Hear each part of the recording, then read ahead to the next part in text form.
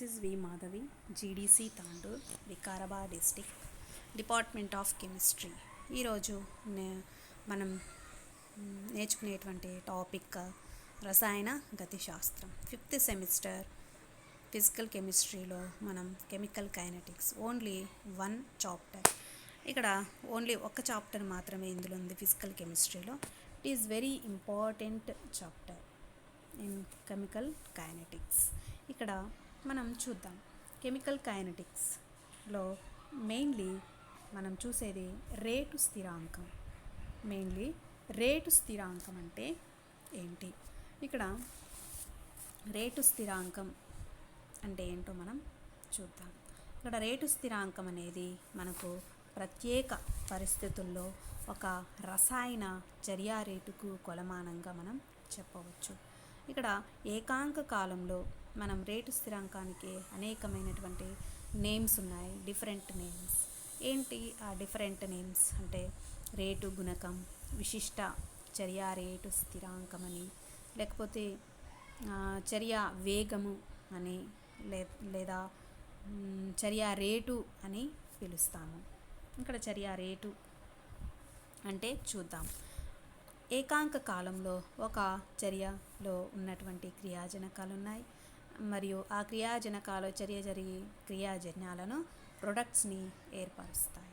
మరి క్రియాజన్యాల నుంచి జనకాల నుంచి క్రియాజన్యాలు ఏర్పడాలి అంటే ఏం తగ్గుతుంది? వాటిలో ఉండేటువంటి గాఢతలో తగ్గుదల అనేటువంటిది ఏర్పడుతుంది. క్రియాజన్యాల గాఢతలో పెరుగుదలను, క్రియాజనకాల గాఢతలలోని తగ్గుదలను ఏమని చెప్పొచ్చు? చర్యా రేటు అని అంటాము. లేకపోతే క్రియాజనకాల మరియు క్రియాజన్యాల యొక్క గాఢతలలోని మార్పును మనం ఏమని చెప్తాము అంటే చర్యా రేటు అని చెప్తాము.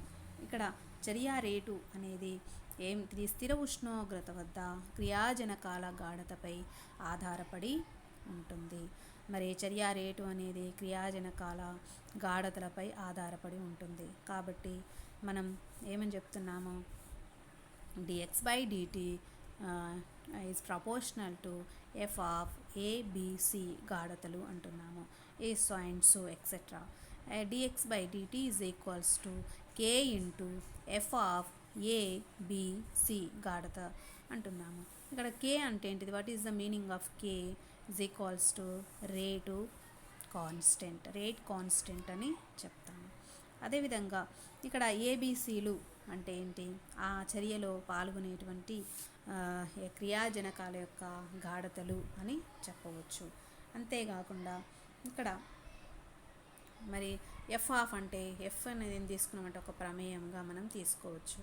వీటన్నిటిని కలిపి మనం ఒక ప్రమేయంగాని చెప్పవచ్చు. ఎఫ్ ఆఫ్ ఏబిసి అంటే ఏంటిదంటే ఒక ప్రమేయంలో ఆచర్యలో పాల్గొనేటువంటి పదార్థాల గాఢతల లబ్ధాన్ని మనం ఏం చెప్తున్నాం? ఎఫ్ ఆఫ్ ఏబిసి అని చెప్తున్నాం. ఓకేనా childrens? First of all rate constant అంటే ఏంటి? What is the rate constant? What is the meaning of rate constant అంటే ఏంటి? రేటు స్థిరాంకం అనేది ఏంటిది? మనకు స్థిర ఉష్ణోగ్రత వద్ద క్రియాజనకాల గాఢత పైన ఆధారపడి ఉంటుంది. దాన్ని మనము క్రియాజనకాల గాఢతలు, క్రియాజన్యాల యొక్క గాఢతలలోని తగ్గుదలను మరియు పెరుగుదలను, అంటే క్రియాజన్యాల గాఢతలు పెరుగుతుంది, క్రియాజనకాల గాఢతలు ఏమవుతుంది? డిక్రీజింగ్ అనేది వస్తుంది. అలాంటి వాటిని మనం ఏమని చెప్తున్నాము? రేట్ కాన్స్టెంట్ అని చెప్తాము. అదేవిధంగా చర్యా రేటును ప్రభావితం చేసే అంశాలు అంటున్నాం మనం ఇక్కడ. నెక్స్ట్ చర్యా రేటును మరి ప్రభావితం చేసేటువంటి అంశాలు ఏంటంటే మెయిన్లీ మనకు 5 రకాల ఏంటిది? Effect of concentration, reactants of concentration, మరి ఎఫెక్ట్ ఆఫ్ టెంపరేచర్, అంతేకాకుండా మరి కాన్సన్ట్రేషన్ ఆఫ్ రియాక్టెంట్స్, మరి effect of concentration of reactants అంటున్నాము. అదేవిధంగా టెంపరేచర్, ఎఫెక్ట్ ఆఫ్ టెంపరేచర్ అని, ఎఫెక్ట్ ఆఫ్ ఏంటిది? Radiation and effect of pressure, మరియు ఎఫెక్ట్ ఆఫ్ క్యాటలిస్ట్. ఈ 5 రకాల ప్రభావాలను మనం గమనించవచ్చు. ఇక్కడ చూద్దాం.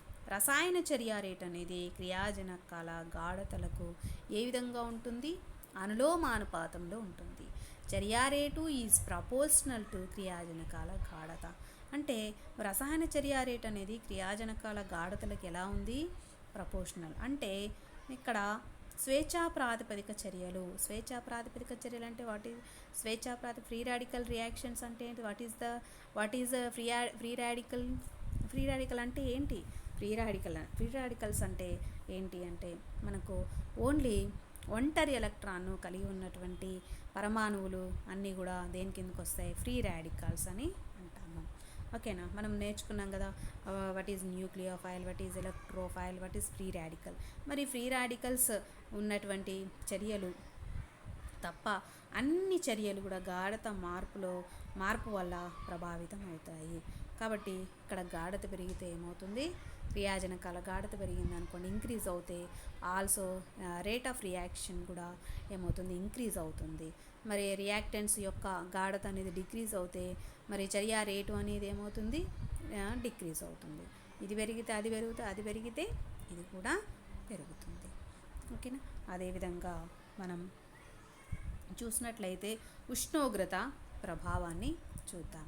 ఇక్కడ ఉష్ణోగ్రత ప్రభావం అంటే ఏంటో చూద్దాం.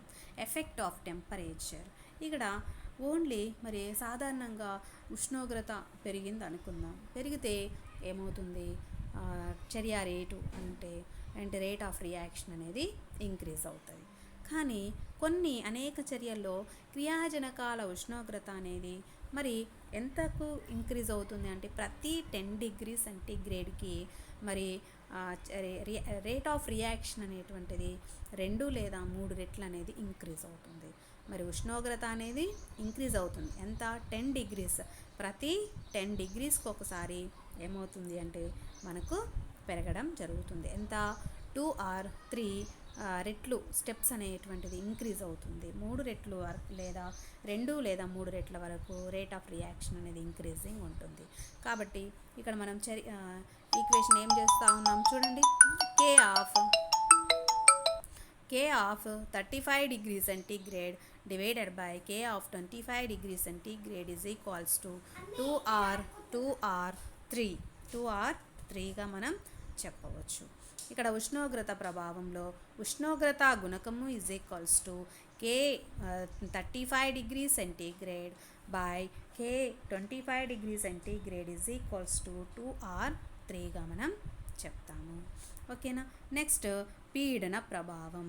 ఎఫెక్ట్ ఆఫ్ ప్రెషర్ అంటే ఏంటో చూద్దాం. ఇక్కడ ఎఫెక్ట్ ఆఫ్ ప్రెషర్లో వాయు చర్యలు. ఇక్కడ మనకు పీడన ప్రభావం అనేది ఘన పదార్థాలు, ద్రవ పదార్థాలు, వాయు పదార్థాలు ఈ 3 ఉంటాయి. ఇక్కడ వాయు చర్యల్లో మాత్రమే ఘన ద్రవ పదార్థాల్లో ఏంటిది? పీడన ప్రభావం అనేది ఉండదు. అదేవిధంగా వాయు చర్యలలో మాత్రమే పీడన ప్రభావం అనేది ఉంటుంది. ఎందుకు ఉంటుంది? దీంట్లో ఎందుకు ఉండదు? దీంట్లో ఎందుకు ఉంటుంది?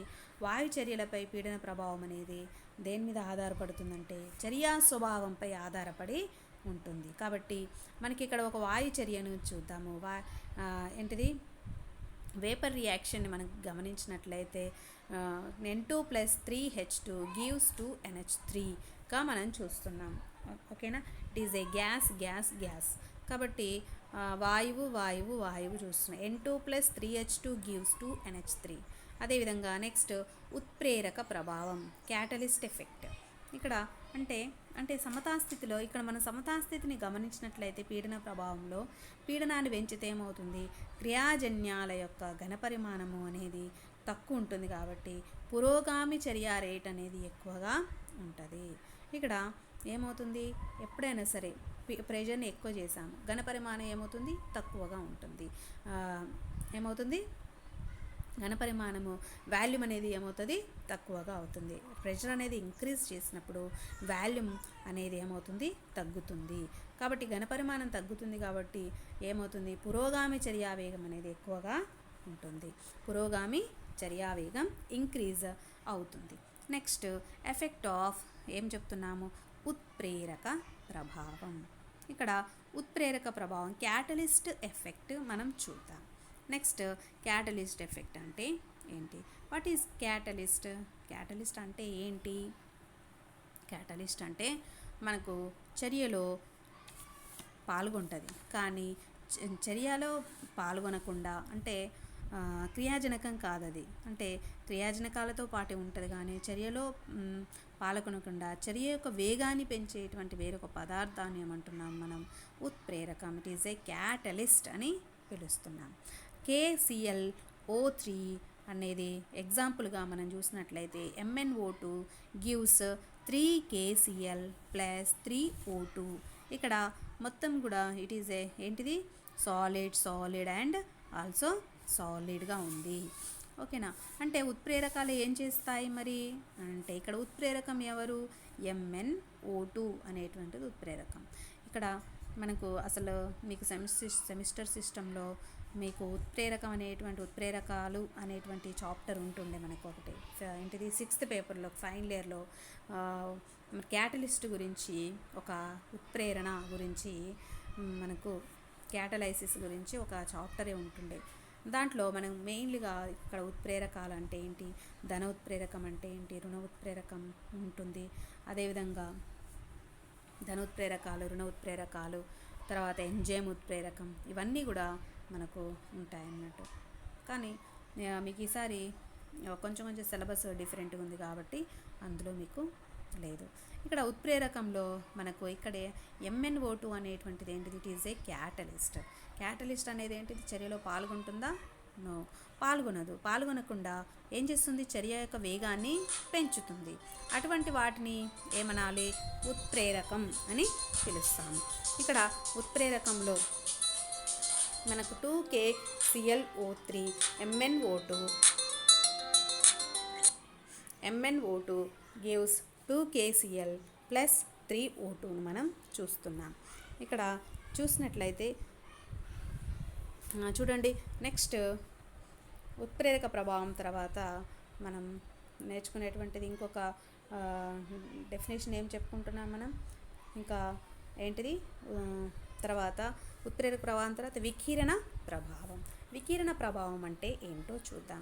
వికిరణ ప్రభావము అంటే ఎఫెక్ట్ ఆఫ్ రేడియేషన్ అంటే ఏంటి? రేడియేషన్ అంటే కొన్ని చర్యల యొక్క చర్య రేటు వికిరణ శోషణం వల్ల ఏమవుతుంది? పెరుగుతుంది. కాబట్టి ఈ చర్యలను ఏమంటున్నామంటే కాంతి రసాయన చర్యలు అని పిలుస్తాము. కాబట్టి H2 అండ్ Cl2ల మధ్య చర్యలో ఇవి ఎక్కడ జరుగుతాయంటే చీకటిలో కూడా మరి కాంతి సమక్షంలో జరుగుతాయి. ఒక్కొక్కసారి మరి లైట్ లేకుండా డార్క్నెస్లో కూడా it is a slow reaction in darkness. కాబట్టి కానీ కాంతి సమక్షంలో మాత్రం చాలా వేగంగా జరుగుతుంది. కాబట్టి ఈ చర్యలను ఏమంటాం? కాంతి సమక్షంలో జరుగుతుంది కాబట్టి కాంతి రసాయన చర్యలు అని పిలుస్తాము. అంతేకాకుండా మనము నెక్స్ట్ ఇప్పుడు మనం ఏమేమి నేర్చుకున్నాం? చర్య రేటును ప్రభావితం చేసేటువంటి అంశాలను మనం చూడడం జరిగింది. మరి చర్య రేటును ప్రభావితం చేసే అంశాలు చూసాము. ఏమేమి ప్రభావితం చేస్తున్నాయి చెప్పండి ఒకసారి. ఏం ప్రభావితం చేస్తాయి? క్రియాజనకాల గాఢత, effect of concentration of reactants చూసాము. అదేవిధంగా ఉష్ణోగ్రత ప్రభావం, ఎఫెక్ట్ ఆఫ్ ప్రెషర్, అదేవిధంగా temperature, effect of temperature, effect of pressure and effect of catalyst and effect of radiation మనం చూడడం జరిగింది. Next what is the rate of reaction అంటే చూసాము. It is very important definition. Rate of reaction definition రాయాలి. అంతేకాకుండా next we are discuss about rate of order of reaction. Order of reaction చూద్దాం. చర్య క్రమాంకం అంటే ఏంటి చూద్దాం. dx/, ఫస్ట్ అంతకంటే ముందు రేటు నియమం అంటే ఏంటి, రేటు సమీకరణం అంటే ఏంటిది? చర్య రేటు స్థిరాంకము లేదా స్థిరాంక సమీకరణం అంటాం. చర్య రేటు స్థిరాంక సమీకరణం అంటే ఏంటి? ఇక్కడ కొన్ని చర్యల యొక్క చర్య రేట్ అనేది వికిరణ శోషణం వల్ల ఏమవుతుందంటే పెరుగుతుంది. కాబట్టి శోషణం వల్ల ఒక చర్య రేటు అందులో ఉండేటువంటి క్రియాజనకాలు ఉన్నాయి కదా, ఆ క్రియాజనకాల గాఢతల లబ్ధంతో గల సంబంధాన్ని తెలిపేటువంటి సమీకరణాన్ని ఏమంటామంటే రేటు సమీకరణం అంటాము. ఒక చర్యా రేటుకు అందులో పాల్గొనేటువంటి క్రియాజనకాల గాఢతల లబ్ధంతో గల సంబంధాన్ని తెలిపేటువంటి సమీకరణాన్ని ఏమంటున్నాం? రేటు సమీకరణం అని చెప్తున్నాం. మరి ఇక్కడ రేటు సమీకరణాన్ని dx/dt = k × f of ABC అని చూపించవచ్చు. ఓకేనా? నెక్స్ట్ చర్యా క్రమాంకం అంటే ఏంటి? We discuss about order of reaction. చూద్దాం ఆర్డర్ ఆఫ్ రియాక్షన్ అంటే ఏంటి. ఫస్ట్ ఆర్డర్ ఆఫ్ రియాక్షన్లో ఒక చర్య ఉంది. ఆ చర్యలో కొన్ని అణువులు ఉన్నాయి అనుకుందాం. క్రియాజనకాలు ఉన్నాయి, రియాక్టెంట్స్ ఉన్నాయి. ఈ రియాక్టెంట్స్ అనేటువంటివి ఏం చేస్తున్నాయి అంటే ఈ క్రియాజనకాలకు గాఢతలు ఉన్నాయి. ఈ గాఢత పదాల ఘాతాల మొత్తాన్ని ఏమంటున్నాము? చర్యా క్రమాంకం. ఏకాంక కాలంలో నియమిత ఉష్ణోగ్రత వద్ద ఏకాంక కాలంలో ఏమంటున్నాం? ఆ చర్యలో పాల్గొనే క్రియాజనకాల గాఢత పదాల ఘాతాల మొత్తాన్ని ఏమంటున్నాం? ఆ యొక్క చర్య యొక్క క్రమాంకము అవుతుంది. కాబట్టి dx/dt is proportional to a గాఢత పవర్ ఆఫ్ x, b గాఢత పవర్ ఆఫ్ y. క్రమాంకము = x + yగా మనం చూపించవచ్చు. అంతేకాకుండా చర్య అణుత అంటే ఏంటి చూద్దాం. అదే కాకుండా చర్య క్రమాంకంలో మనము చర్య యొక్క క్రమాంకాన్ని ఒక్కొక్కసారి భిన్నాంకంగా కానీ జీరోగా కానీ ఉంటుంది. అయితే ఇక్కడ మరి క్రమాంకం అనేది ఒక పూర్ణాంకం అయి ఉండవచ్చు, అప్పుడప్పుడు భిన్నాంకంగా కానీ మరి అంటే కంప్లీట్గా పూర్ణ సంఖ్య ఉండాల్సిన అవసరం లేదు. భిన్నాంకంగా కానీ జీరోగా కానీ ఉండవచ్చు. కాబట్టి మనము ఇక్కడ చర్యా క్రమాంకం అంటే డెఫినేషన్ ఎగ్జాంపుల్ రాయాలి. ఒక ఈక్వేషన్ ఇచ్చి ఎగ్జాంపుల్ రాయాలి. నెక్స్ట్ చర్య అణుత అంటే ఏంటి? ఇక్కడ ఒక చర్య జరుగుతుంది అనుకుందాం. ఇక్కడ ఈ చర్యలో మరి ఒక మనం ఎప్పుడైనా సరే రియాక్షన్ రాసిన తర్వాత కొన్ని వాటికి ఏముంటాయి చెప్పాలి, మెకానిజమ్స్ ఉంటాయి. అవునా కదా? మెకానిజం ఉంటుంది కదా. ఈ మెకానిజమ్స్లో మనము ఒకటి లేదా అంతకంటే స్టెప్స్ ఉంటాయి కొన్ని వాటిలో. అంటే కొన్ని స్లో స్టెప్స్ ఉంటాయి, కొన్ని ఫాస్ట్ స్టెప్స్ ఉంటాయి. అవునా కదా? Slow reactions and fast reactions. ఇక్కడ స్లో రియాక్షన్ ఇక్కడ మెయిన్లీ ఇంపార్టెంట్ చర్య అనేది స్లో నెమ్మదిగా జరిగే దశ అనేది ఇంపార్టెంట్. ఈ నెమ్మదిగా జరిగేటువంటి దశలో పాల్గొనేటువంటి అణువుల సంఖ్యని ఏమంటాం మనము? చర్యానత. అంటే మరి ఈ నెమ్మదిగా జరిగే దశను ఏమంటామంటే రేటు నిర్ధారణ దశ అని చెప్పేసి పిలుస్తాం. ఓకేనా?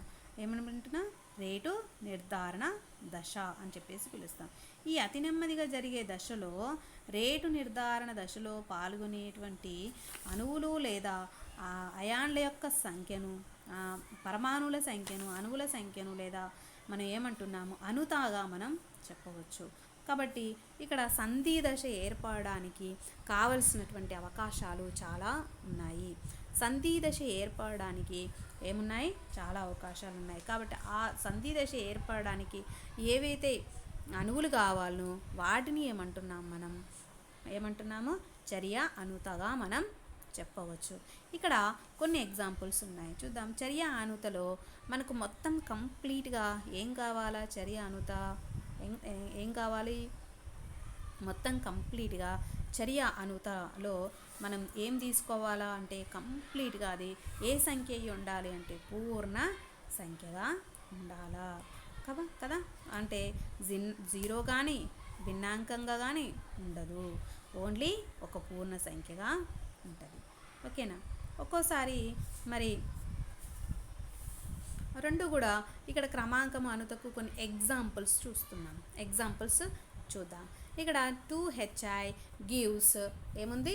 H2 + I2గా చూస్తున్నాం. క్రమాంకం ఎంత? ఇక్కడ చూడండి ఎన్ని అణువులు ఉన్నాయి. మనము క్రమాంకం రాయాలి అంటే ఏం రాస్తున్నాము? H2 గాఢత అండ్ I2 గాఢతన రాసేది 2HI గాఢతన. 2 క్రియాజనకాల గాఢత పదాల ఘాతాల మొత్తం అంటున్నాం. క్రియాజనకాలు H2 I2గా తీసుకోవాల్సింది ఏం తీసుకోవాలా? HI యొక్క గాఢతను మనం చూస్తాము. ఎన్ని ఉన్నాయి?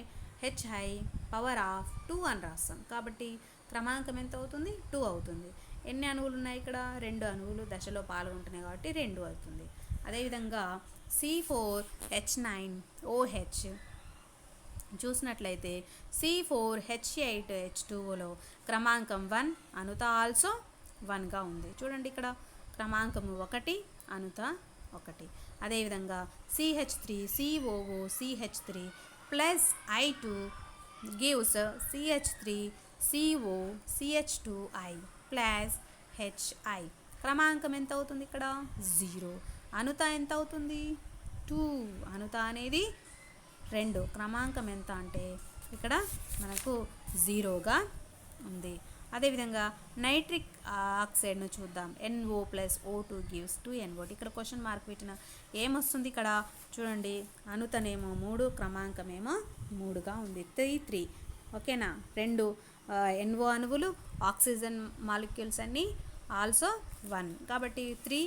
అనుత ఆల్సో 3. తర్వాత క్రమాంకము కూడా 3గా ఉంటుంది. ఇప్పుడు మనం ఏమేమి నేర్చుకున్నాం టాపిక్స్? ఈరోజు మనం నేర్చుకున్నటువంటి టాపిక్స్ ఏంటో ఒకసారి మళ్ళీ చూద్దాము. చర్య క్రమాంకం అంటే ఏంటి? చర్య అనుత అనగా అంటే ఏంటి? తర్వాత చర్య రేటును ప్రభావితం చేసే అంశాలు, అదేవిధంగా వాట్ ఈజ్ రేట్ రియాక్షన్ అనేది చూసాము. ఓకేనా? నెక్స్ట్ చర్య అనుతకు చర్య క్రమాంకానికి మధ్య గల మనం ఏం చూద్దాం? భేదాలను చూద్దాం. మధ్య భేదాలు. ఓకేనా? మధ్య భేదాలు చూద్దాము. చర్య క్రమాంకానికి చర్య అనుతకు మధ్య గల భేదాలు. మనకి ఇక్కడ ఒక్కోసారి ఎగ్జామ్లో ఏమడుగుతాడంటే చర్య క్రమాంకం డెఫినేషన్స్ రాయమంటాడు. ఇంకొకసారి ఏమడుగుతాడు? చర్య క్రమాంకానికి చర్య అనుతకు మధ్య డిఫరెన్సెస్ అది అడగడం జరుగుతుంది. ఇక్కడ డిఫరెన్సెస్ ఎలా రాయాలో చూద్దాం. ఫస్ట్ డిఫరెంట్ డెఫినేషన్ రాయండి. ఏం రాయాలా? First different is definition. అవునా? మరి డెఫినేషన్ రాసిన తర్వాత ఏం రాస్తారు? ఫస్ట్ డెఫినేషన్ ఏంటి? క్రియాజనకాల గాఢత పదాల ఘాతాల మొత్తం ఏకాంక కాలంలో ఒక చర్యలో పాల్గొనే క్రియాజనకాల గాఢత పదాల ఘాతాల మొత్తాన్ని ఏమంటున్నాం? చర్యా క్రమాంకం అని. అనుత అంటే ఏంటి? సంధి దశలో పాల్గొనేటువంటి అణువుల సంఖ్యను లేదా ఏంటిది పరమాణువుల సంఖ్యని మనం ఏమనాలా? అణువుల సంఖ్య అనుత అంటాం. అదేవిధంగా సెకండ్ పాయింట్ ఏంటి? ఇందులో మనం చూసాము ఇది ఎలా ఉంటుంది? భిన్నాంకంగా కానీ 0గా కానీ ఉండవచ్చు. పూర్ణ సంఖ్య అయి ఉండాల్సిన అవసరం లేదు. సెకండ్ది చర్య అనుతలో ఏం రాజు? ఇది ఎప్పుడు కూడా కంప్లీట్గా పూర్ణ సంఖ్య అయి ఉండాలా. అదేవిధంగా థర్డ్ వన్ ఏంటి అంటే ఇక్కడ క్రమాంకాన్ని మనం ప్రయోగాల నుండి మాత్రమే నిర్ణయించవచ్చు, కానీ ఒక చర్య యొక్క రసాయన సమీకరణం నుండి దాన్ని మనం తెలుసుకోవడం అసంభవం. అదేవిధంగా మనకు అనుతను గమనించినట్లయితే అతి నెమ్మదిగా జరిగే దశలో పాల్గొనేటువంటి ఏంటి అణువుల సంఖ్యను మాత్రమే మనం లెక్కించవచ్చు. మొత్తం ఎన్ని పాల్గొన్నాయి అనేది మనం కౌంట్ చేయలేము. అవునా కదా? అనుతలో అతి నెమ్మదిగా జరిగేటువంటి దశలో పాల్గొనేటువంటి అణువులను మాత్రమే మనం గణించవచ్చు.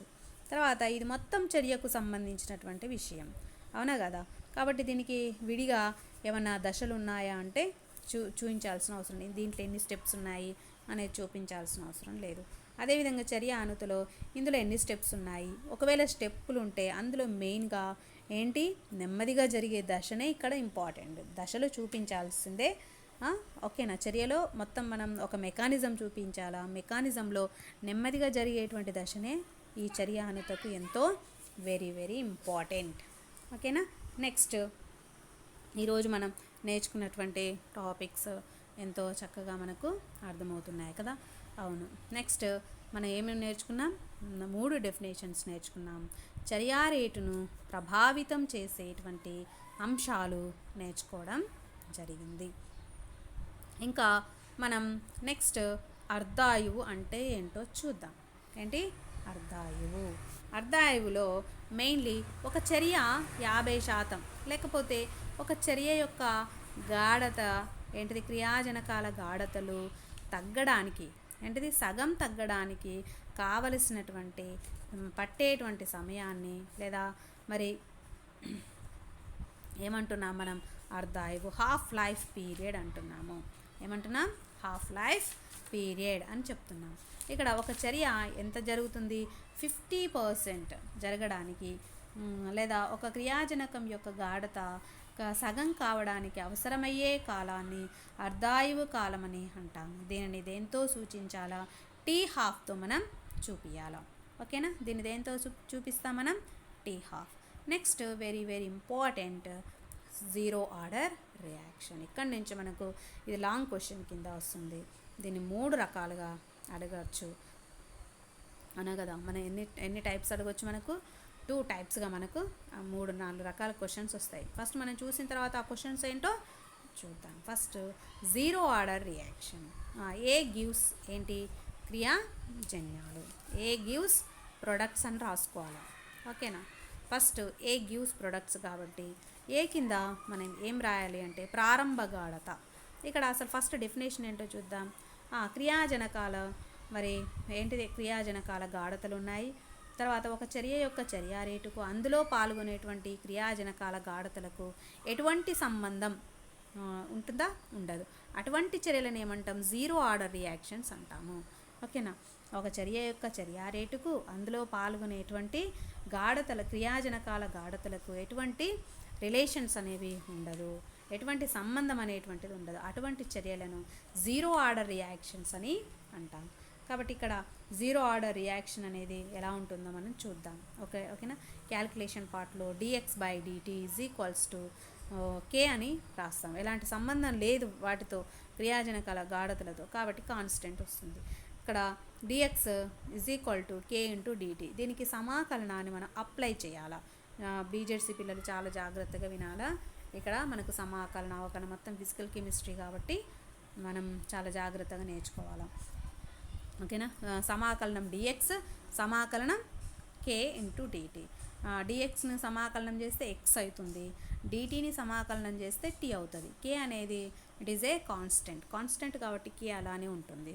ప్లస్ కాన్స్టెంట్ వచ్చింది కాబట్టి సమాకలనం కంప్లీట్ అయితే మనం ఏం రాసుకోవాలి? ఒక కాన్స్టెంట్ వాల్యూ రాస్తాం. దాన్ని C అనొచ్చు, లేకపోతే ఐగా కూడా మనం తీసుకోవచ్చు.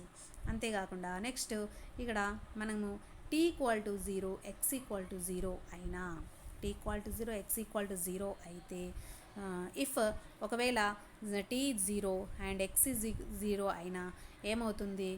I ఆల్సో 0 అవుతుంది. చూడండి, ఇటు సబ్స్టిట్యూట్ చేయండి. x 0, k × 0 అంటే 0 ప్లస్ i అవుతుంది. కాబట్టి i ఆల్సో 0. కాబట్టి ఈ ఐను దాంట్లో సబ్స్టిట్యూట్ చేస్తే ఫస్ట్ ఈక్వేషన్లో x kt ప్లస్ ఐలో సబ్స్టిట్యూట్ చేద్దాం. సబ్స్టిట్యూట్ చేస్తే ఏమొస్తుంది?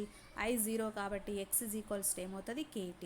ఇప్పుడు x ఈజ్ ప్రపోర్షనల్ టు ఏమవుతుంది? k అనేది కాన్స్టెంట్ కదా, కాన్స్టెంట్ కాబట్టి x is proportional to t అవుతుంది.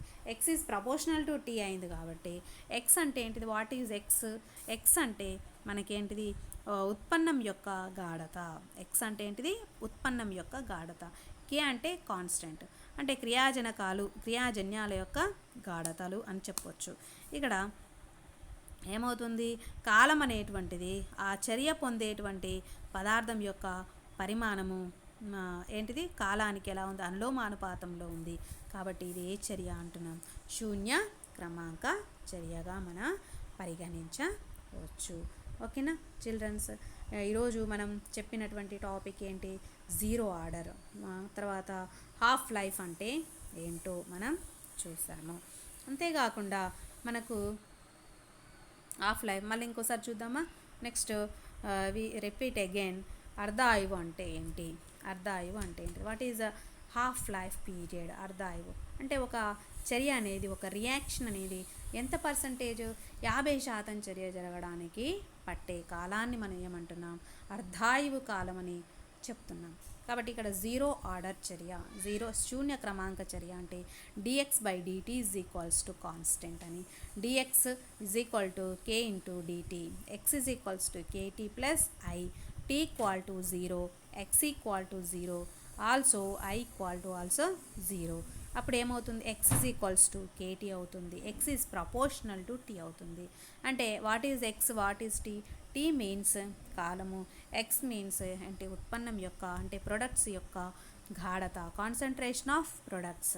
x means concentration of products. తర్వాత ఏ అంటే ఇక్కడ ఏ అంటే ప్రారంభ గాఢత, initial concentration, reactants of initial concentration అని మనం చెప్పవచ్చు. ఇదే విధంగా ఆర్డర్ ఆఫ్ రియాక్షన్లో జీరో ఆర్డర్ ఆఫ్ రియాక్షన్ మనం చూస్తున్నాము. ఓకేనా. అంతేకాకుండా ఇక్కడ ఎగ్జామ్లో ఏమడుగుతారంటే what is derive the zero order of reaction అని చెప్పేసి అడుగుతాడు. ఉత్పాదించండి శూన్య క్రమాంక చర్య యొక్క రేటు స్థిరాంక సమీకరణాన్ని ఉత్పాదించండి అంటే అప్పుడు x = KT వరకు మనం రాయాల్సి ఉంటుంది. ఓకేనా. We again repeat once again మళ్ళీ మనం ఇంకా చూసినట్లయితే చూద్దాం. నెక్స్ట్ జీరో ఆర్డర్ యొక్క లక్షణాలు చూద్దాం. మనం లక్షణాలు అంటే ఏంటి, ఏమేమి లక్షణాలు, జీరో క్రమాంక చర్య యొక్క లక్షణాలు మనం చూద్దాం. ఇక్కడ ఫస్ట్ యూనిట్స్ రాయాలి మనం. లక్షణాల్లో యూనిట్స్ k = x/t అంటే ఇక్కడ x అంటే వాట్ ఈజ్ x అంటే మనం ప్రొడక్ట్స్ యొక్క గాఢతకి ఏమంటాం, గాఢతకి యూనిట్స్ ఏంటి, మోల్స్ పర్ లీటర్. తర్వాత కాలానికి యూనిట్స్ ఏంటి, సెకండ్స్. కాబట్టి x/tలో గాఢతకు యూనిట్స్ ఏంటి, మోల్స్ పర్ లీటర్, కాబట్టి moles per litres per second అని రాస్తున్నాం. k = moles per litres per second. Okay. Next అర్ధాయువు కాలం. ఇక్కడ మనం ఏం రాయొచ్చు, k = moles per litres per second అని రాయాలి. నెక్స్ట్ హాఫ్ లైఫ్ అంటే ఏంటి, హాఫ్ లైఫ్లో T½ ఇక్కడ హాఫ్ లైఫ్ను మనం అప్లై చేయాలి. లక్షణాలలో మనకు క్యారెక్టరిస్టిక్స్లో మనకి ఏంటిది, అర్ధాయువు కాలం T½ ఇక్కడ k = జీరో ఆర్డర్ ఈక్వేషన్ ఏంటి, x = KT అని రాస్తున్నాం. లేదా k = x/t. ఇక్కడ t అంటే T½ సబ్స్టిట్యూట్ చేయాలా, x అంటే a/2 సబ్స్టిట్యూట్ చేయాలా. కాబట్టి a అంటే మనకు తెలుసు ఏంటి, a అంటే రియాక్టెన్స్ ఆఫ్ ఇనిషియల్ కాన్సన్ట్రేషన్. కాబట్టి a/2, x అంటే a/2, తర్వాత t అంటే T½ మనం సబ్స్టిట్యూట్ చేసాం. అప్పుడు T½ ఏమవుతుంది, a/2k అవుతుంది. చూడండి, T½ a/2k. అంతేకాకుండా T½ is proportional to a అంటే T½ అనేది దేనికి అనులోమానుపాతంలో ఉందంటే ప్రారంభ గాఢత. ఏ ప్రారంభ గాఢత, క్రియాజనకాల ప్రారంభ గాఢతలకు అనులోమానుపాతంలో ఉంది అని చెప్తాము. ఓకేనా. అదేవిధంగా k వాల్యూ, స్లోప్ ఇక్కడ y = mx రూపంలో, y = mx+ రూపంలో 2 ఈక్వేషన్స్ ఉంటాయి. మనకి ఇక్కడ గ్రాఫ్ గీయాలంటే 2 ఈక్వేషన్లు అవసరం. y = mx equation, y = mx+c equation. ఏ గ్రాఫ్ గీయాలన్నా ఇవి 2 ఈక్వేషన్స్ ఉంటే సరిపోతుంది. అంటే మనకు ఉన్నటువంటి ఈక్వేషను అంటే సమీకరణం అనేటువంటిది y = mx రూపంలో ఉందా, y = mx+c రూపంలో ఉందా అనేది చూడాలా. చూసి మనం చేయాల్సి ఉంటుంది. ఇక్కడ చూడండి, ఇక్కడ x = ఏం రాయొచ్చు, KT అని రాస్తాం. x = KT ఉంది. ఇక్కడ మీరు y = mx+, మీరు నోట్ చేసుకోండి. మీరు తెలియకపోతే BJC స్టూడెంట్స్ ఉంటారు కదా, మీరు y = mx, y = mx+c ఉంటుంది కదా, అవి రెండు కూడా పక్కన రాసుకోండి. అప్పుడు x = KT అంటున్నాం మనం, అవునా కదా. x = KT కదా, KT ఇది ఎలా ఉంది, y = mx అని రాయండి. మరి y యాక్సిస్ మీద ఎవరు ఉండాలా, y అక్షం మీద x ఉండాలా. తర్వాత x యాక్సిస్ దగ్గర ఎవరు ఉంటారు చెప్పండి, y = mx. x ప్లేస్లో ఎవరున్నారు, t ఉంది. కాబట్టి x అక్షం మీద ఎవరు వస్తారు, కాలం వస్తుంది. y యాక్సిస్ మీద x వస్తుంది. కాబట్టి m అంటే వాలు. అప్పుడు y = mx+3 రూపంలో ఉంటే అది ఎలా వస్తుందంటే స్లోపు మూల బిందువు గుండా పోయేటువంటి రేఖ వస్తుంది. మూల బిందువు గుండా వెళ్ళేటువంటి రేఖ వస్తుంది. కాబట్టి ఏం రాస్తాం, ఇక్కడ స్లోప్ ఏమవుతుంది, ఇక్కడ m అంటే స్లోప్ అంట, వాలు అంటున్నాం. వాలు m = ఏం రాయాలా, k అవుతుంది. ఓకేనా. y = mx రూపంలో ఉంది ఇది ఈ ఈక్వేషన్. ఓకేనా. ఇక్కడ వాలు ఎంత, k అవుతుంది వాలు. నెక్స్ట్ ఎగ్జాంపుల్స్ మనం రాయాల్సి ఉంటుంది. ఎగ్జాంపుల్స్ ఏంటో చూద్దాం. H2+Cl2 gives 2HCl. ఇది ఏ చర్య, కాంతి రసాయన చర్య, అవునా కదా. కాంతి సమక్షంలో జరుగుతుంది కాబట్టి ఇది ఏ చర్యలు అంటున్నాం, కాంతి రసాయన చర్యలు అంటున్నాం. ఓకేనా. కాబట్టి ఈ కాంతి సమక్షంలో జరిగే చర్య కాబట్టి H2+Cl2 gives 2HCl. ఇక్కడ మనకి HClలో మనము జీరో ఆర్డర్ రియాక్షన్కు ఉదాహరణగా మనం చెప్పవచ్చు.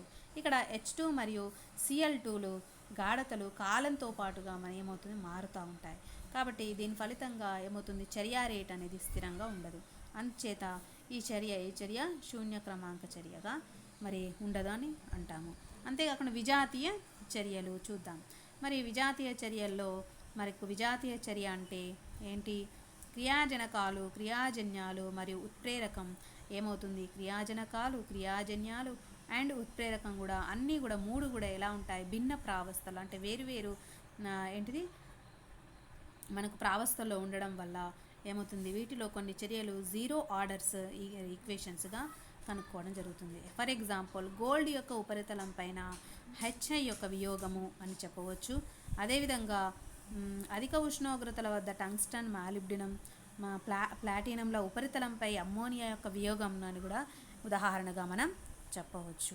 ఇక్కడ మనం చూసినట్లయితే మనము జీరో ఆర్డర్ రియాక్షన్లో మనం ఏమేమి నేర్చుకున్నాం? జీరో ఆర్డర్ అంటే సమీకరణాన్ని తెలుసుకున్నాము. అదేవిధంగా జీరో ఆర్డర్ ఈక్వేషన్ యొక్క లక్షణాలు, క్యారెక్టరిస్టిక్స్ నేర్చుకున్నాము. ఓకేనా? వాటి యొక్క ధర్మాలు అనొచ్చు లేదా క్యారెక్టరిస్టిక్స్ అని కూడా చెప్పవచ్చు. ఈ క్యారెక్టరిస్టిక్స్ ఏమేమి ఉన్నాయి? First of all units and half life period and K value and examples మనం చూసాము. ఈ మూడు కూడా మనం చూడడం జరిగింది. ఓకేనా? ఈ ఫోర్ మనం చూసాము. చూడడం జరిగింది. చూడండి, ఇక్కడ మనం చూసినట్లయితే హాఫ్ లైఫ్ పీరియడ్ను మనం గమనిస్తాం. ఇక్కడ హాఫ్ లైఫ్ పీరియడ్ అనేది వెరీ ఇంపార్టెంట్. ఇక్కడ ఈ క్వశ్చన్ 3 టైప్స్ క్వశ్చన్స్గా అడగచ్చు. ఫస్ట్ క్వశ్చన్, శూన్య క్రమాంక చర్య సమీకరణాన్ని ఉత్పాదించండి అనేది ఫస్ట్ క్వశ్చన్. అదేవిధంగా శూన్య క్రమాంక చర్య యొక్క లక్షణాలను రాయండి అనేది సెకండ్ క్వశ్చన్. తర్వాత what is half life period అంటే ఏంటి అని అడిగి, తర్వాత అర్ధాయు సమీకరణ జీరో ఆర్డర్ యొక్క అర్ధాయు సమీకరణాన్ని ఉత్పాదించుము అని అడుగుతారు. ఓకేనా? అర్ధాయు సమీకరణం అంటే ఏంటిది? జీరో ఆర్డర్ యొక్క అర్ధాయు సమీకరణాన్ని ఉత్పాదించండి అని అడుగుతాడు. మూడో క్వశ్చన్. నాలుగో క్వశ్చన్ ఏంటంటే అర్ధాయువు అంటే ఏంటి? ఒక ప్రాబ్లం ఇస్తాడు. ఇదే జీరో ఆర్డర్ మీద అర్ధాయువుకి సంబంధించి. ఫర్ ఎగ్జాంపుల్ ఏమని చెప్తాము? ఒక ఉదాహరణ చూద్దాం. జీరో ఆర్డర్కి ఒక ఉదాహరణ చూసినట్లయితే మనకు తెలుస్తుంది.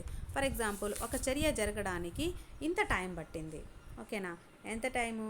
ఒక 10 నిమిషాల టైం పట్టింది. 40% చర్య జరగడానికి లేదా 50% చర్య జరగడానికి 10 నిమిషాలు పట్టింది. అదేవిధంగా 90% చర్య జరగడానికి ఎంత టైం పడుతుంది అని చెప్పేసి అడుగుతాడు. ఓకేనా? అలా అర్ధాయువు కాలం మీద ఒక ప్రాబ్లము, డెఫినేషన్ అండ్ దాని మీద ఒక ప్రాబ్లం ఇవ్వచ్చు. అంతేకాకుండా లక్షణాలు అడుగుతాడు. ఓకేనా? అదేవిధంగా మనం ఈరోజు నేర్చుకున్నటువంటి topic very very very important topics.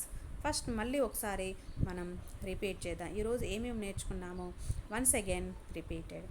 ఇక్కడ చూసినట్లయితే కెమికల్ కైనటిక్స్లో ఫస్ట్ రేట్ అంటే ఏంటి? వాట్ ఈజ్ చర్యా వేగం, వెలాసిటీ ఆఫ్ రేట్ అంటాం. లేకపోతే చర్యా రేటు అని చెప్పేసి రేట్ ఆఫ్ రియాక్షన్ అని చెప్తాము. ఈ రేట్ ఆఫ్ రియాక్షన్ అంటే ఏంటి? ఆ తర్వాత చర్యా రేటును ప్రభావితం చేసేటువంటి అంశాలు ఏవి ఎఫెక్ట్ చూపిస్తున్నాయి చర్యా రేటు కంటే? క్రియాజనకాల concentration of reactants, effect of concentration of reactants and effect of ఏంటి temperature, effect of pressure and effect of ఇంకేమని చెప్తున్నాము? ఉత్ప్రేరక ప్రభావం, వికిరణ ప్రభావం, రేడియేషన్, ఎఫెక్ట్ ఆఫ్ రేడియేషన్ అని. తర్వాత ఎఫెక్ట్ ఆఫ్ క్యాటలిస్ట్ అని మనం చూసాం. అదేవిధంగా తర్వాత చర్య అణుత అంటే ఏంటి, చర్య క్రమాంకం అంటే ఏంటో చూడడం జరిగింది. అంతేకాకుండా చర్య అణుతకు చర్య భేదాలను కూడా చూసాము. భేదాలు 4 రకాల భేదాలు ఉన్నాయి, ఆ భేదాలను చూసాము. తర్వాత రేటు నియమం అంటే ఏంటి, లేదా రేటు సమీకరణం అంటే ఏంటో చూసాము. అదేవిధంగా అర్ధాయువు అంటే ఏంటి, అర్ధాయువు సమీకరణం. ఒక చర్య 50% చర్య జరగడానికి పట్టే కాలాన్ని మనం ఏమంటున్నాం, అర్ధాయువు అని చెప్తున్నాం. అంతేకాకుండా శూన్య క్రమాంక చర్య అంటే ఏంటి, శూన్య క్రమాంక చర్య యొక్క సమీకరణం ఏంటి అంటే x=kt అని చూసాం. అదేవిధంగా జీరో ఆర్డర్ యొక్క లక్షణాలను మనం చూడడం జరిగింది. జీరో ఆర్డర్ యొక్క లక్షణాలు ఫస్ట్ యూనిట్స్ రాసాము, అంతేకాకుండా యూనిట్స్ తర్వాత ఏం రాసినాం, అర్ధాయువు కాలం రాసినాం, అర్ధాయు కాలం రాసినాం. తర్వాత కే వాల్యూ రాసాము, తర్వాత గ్రాఫ్ గీసినాం కే వాల్యూలో. అదేవిధంగా ఎగ్జాంపుల్స్ మనం చేయడం జరిగింది. ఇవన్నీ కూడా మనం నేర్చుకున్నాం. ఈరోజు మనం నేర్చుకున్నటువంటి lesson very very very important. ఓకేనా చిల్డ్రన్స్? ఈరోజు చెప్పినటువంటి టాపిక్ చాలా ఇంపార్టెంట్ టాపిక్ కాబట్టి ఎంతో జాగ్రత్తగా మనం నేర్చుకోవాలి. కాబట్టి thank you one and all. Thank you very much. Thank you.